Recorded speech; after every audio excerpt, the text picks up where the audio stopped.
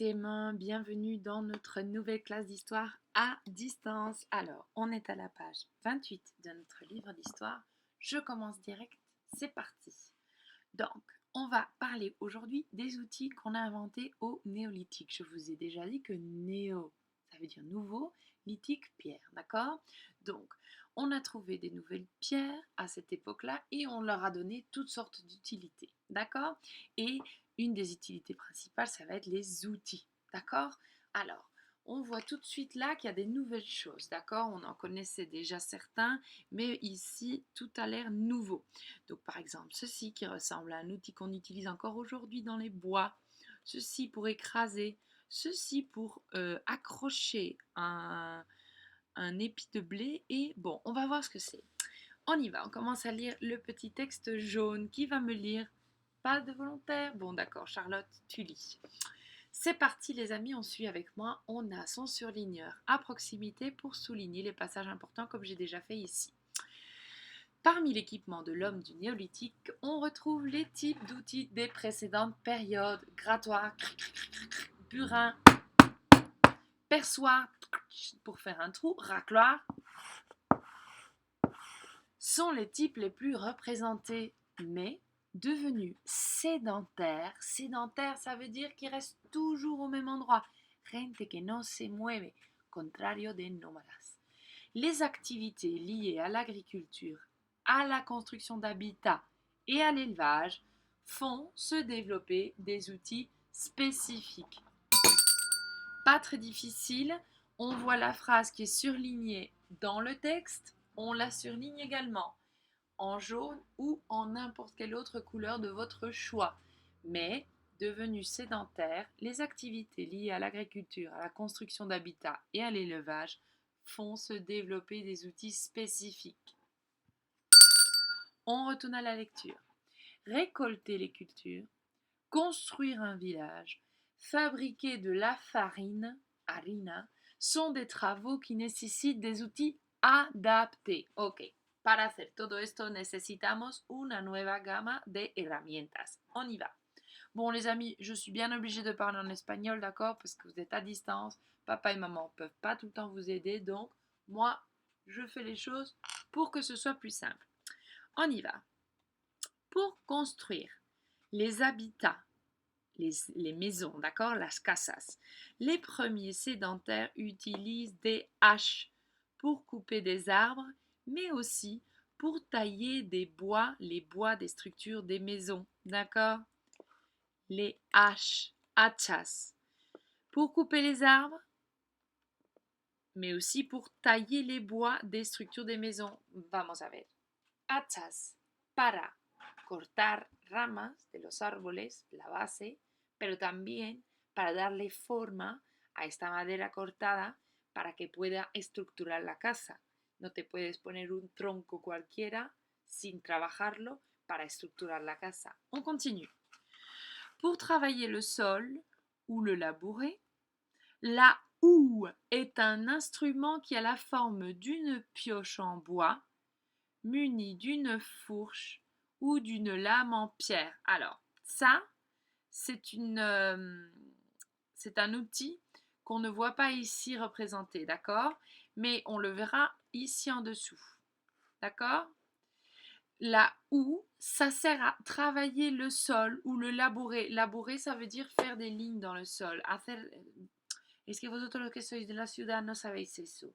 Pero para plantar cualquier cosa en el suelo hay que hacer como una pequeña galería, ¿vale? Hacer como un agujero que hace una línea al final. Entonces, vamos a utilizar esta herramienta para que vaya haciendo las líneas donde luego se pondrán las semillas. D'accord? La houe. Donc, c'est un instrument qui a la forme d'une pioche. D'accord? En bois, muni d'une fourche ou d'une lame en pierre. D'accord? Elle n'est pas représentée ici. C. Pour récolter les céréales apparaissent des couteaux à moissonner et des faucilles. La faucille est un instrument fait d'une lame en silex et plus tard en métal inséré dans un manche en bois. Alors, encore une fois, on surligne la faucille. Alors, la voici notre faucille, d'accord? Elle fait comme un petit crochet, vous voyez, elle prend les branches de céréales et elle les coupe, d'accord? Et elle est encore ici, d'accord? Ici, ces deux images, ce sont le même instrument, sauf que là, on le voit de côté et là, on le voit d'en haut, d'accord? Enfin, pour transformer le grain des céréales en farine, les agriculteurs utilisent une meule. La meule, on est d'accord, c'est ceci, d'accord, en dessin, ceci en réalité. D'accord? Bon, alors mes cocos, maintenant on y va. Hop, je barre tout ça et on va me copier tous ces mots de vocabulaire. D'accord? Je vais les mettre en rouge. Non, je vais les mettre en bleu, sinon je suis certaine qu'il y en a qui vont me copier ça en rouge. Alors, le premier, on a dit que c'était... Oui, ça c'est beaucoup trop grand, mademoiselle Charlotte, ça ne rentre pas dans le cadre. Le premier, on a dit que c'était la meule. Très bien. Attendez. Et voilà. La meule. Très bien. Ensuite, celui-ci, c'est un petit peu rustique, mais c'est ce qui va être plus tard notre hache. La hache. D'accord? Très utile pour les bûcherons dans le bois. Ensuite, nous avons la houe. Bravo à ceux qui l'avaient trouvé. Et enfin, nous avons... Qu'est-ce qui se passe ici? La vue latérale et du dessus de la faucille. Oui, j'ai fait une faute, excusez-moi. On n'utilise plus beaucoup les faucilles aujourd'hui, hein, donc moi je n'utilise pas le mot si souvent. D'accord? La faucille avec un C et pas de S. Donc, ici, il y a un couteau. D'accord? Après, ce sera un couteau en silex. Après, ce sera un bout de métal, mais on le verra plus tard. On continue. Donc voilà, ça on vient de le faire. Exercice 5. À quoi pouvait servir l'objet indiqué par la flèche? Alors on remonte plus haut, donc cette flèche indique ce quoi ça? Bah, il est noté là, d'accord les amis, il ne faut pas chercher midi à 14h. Donc on va noter, je reprends ma petite écriture. Non, c'est pas ça que je veux, ça non plus. Donc ce que je vais faire, c'est ceci. Alors, on va noter ce qui est noté dans notre cahier. C'est un récipient en poterie, d'accord? Où l'on pouvait conserver les céréales récoltées ou tout simplement la farine fabriquée avec la meule que je vous ai montré avant. On continue. Question 6. Quels matériaux utilisaient-ils pour construire leur maison? Alors ça les amis, je ne sais pas si vous en souvenez, mais on en a parlé dans l'histoire. On retourne donc dans l'histoire et je vous avais fait surligner, où est-ce qu'elle est cette petite phrase? Tout à fait mon garçon, elles sont longues et rectangulaires pour plusieurs familles. On parle bien des maisons. Les maisons sont rectangulaires, construites pour plusieurs familles. Comment sont-elles faites? Demanda Lily. Avec une technique qui perdurera très longtemps, le torchis, c'est-à-dire un mélange fait à partir de terre qui en séchant devient dur. Bravo pour ceux qui s'en souvenaient. D'accord? Mais on va apporter quelques petites modifications à cette explication, ou précision plutôt.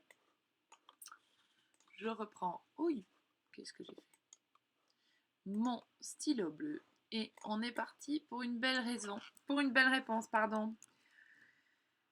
Quels matériaux utilisaient-ils pour construire leur maison? On peut répondre avec une belle phrase. Ils utilisaient, un mélange. Alors moi je vais vous dire, elle a dit la maîtresse de l'histoire de terre. Et moi, je rajoute la précision d'eau et de paille. Paja, ¿vale? Ils utilisaient un mélange de terre, d'eau et de paille, virgule, 2 points, c'est le torchis. D'accord? Ça, c'est très important. On construit encore certaines maisons comme ça. Bon, plus maintenant, mais on construisait encore dans certaines régions des maisons avec du torchis. C'est assez résistant. Le seul problème, c'est que ça ne résiste pas à l'humidité. Ça va? Alors, les cocos, on continue. On passe à la page suivante. Très facile. Donc là, on a une belle représentation de ce que ça pouvait être une maison néolithique avec son toit en paille, les murs en torchis, rectangulaires, prévus pour plusieurs familles. Hein. On voit la taille des gens, c'est quand même une belle grande maison. Et puis tout autour, hop, hop, hop, hop, hop, les gens et leurs activités. Là, c'est une maison en construction. Donc on voit bien que la structure là, elle est en bois, avec un bois bien propre, bien net. D'accord? C'est pas un tronc d'arbre tout bêtement. Et à votre avis, les amis, pourquoi est-ce qu'il y a un trou là en dessous de la maison?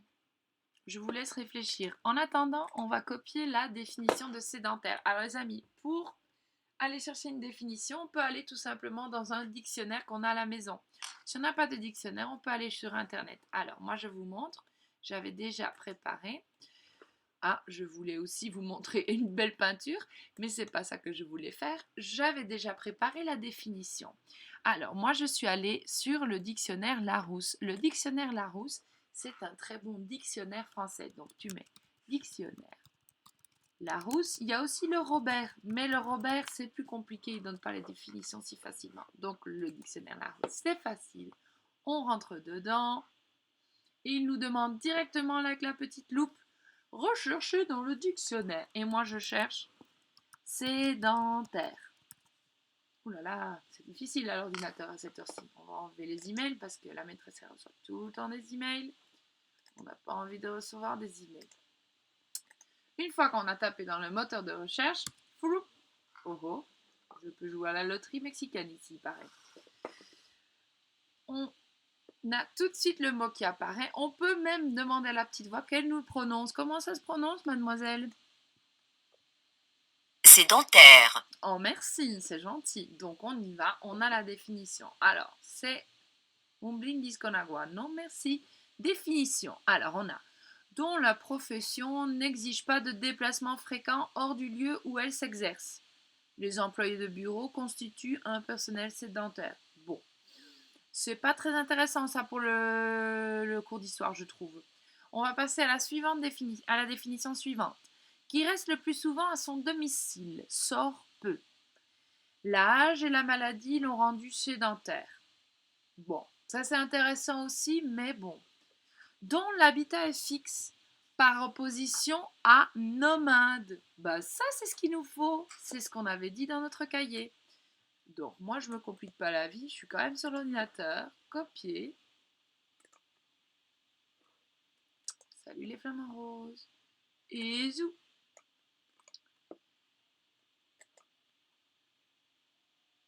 Et voilà. Oui. D'accord. Alors, je le mets quand même en bleu. Et j'enlève tout ça.